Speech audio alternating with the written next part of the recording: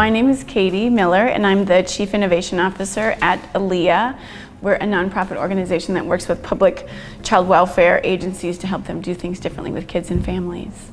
So what we think is that the child welfare system is due for a redesign, not just ratcheting things up to make incremental changes, but what we are really trying to do is redesign it in a way that incentivizes good work, healing work with kids and families, and not the opposite. Right now there's the culture and how the money flows and who has the control and what decisions they make are really geared towards making the system work and not making kids and families better.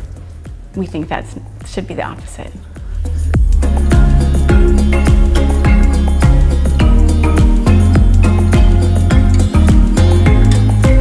So 1 year ago, we were design babies, and we were just being introduced to the concept of design of the empathy experience, and then the iterating and implementing in this constant feedback loop of learning.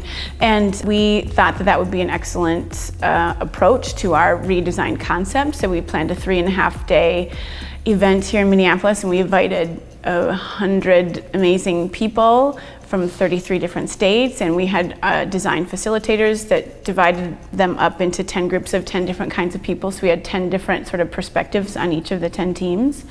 And our how might we redesign a child welfare system that actually works for kids and families.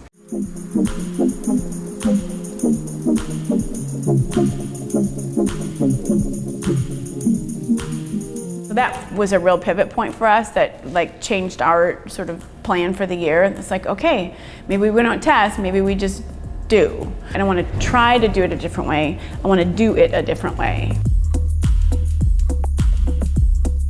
It took us a couple of months to get our heads around what the actual redesign was. And so we tried to code all the evaluations and we did some follow-up listening sessions with the participants. And then in our office one day, we were sitting and looking at our stuff, and we went, oh my gosh, what these people are describing is really strong families and communities. Like the system that every kid is already born into is the perfect one, which is their family.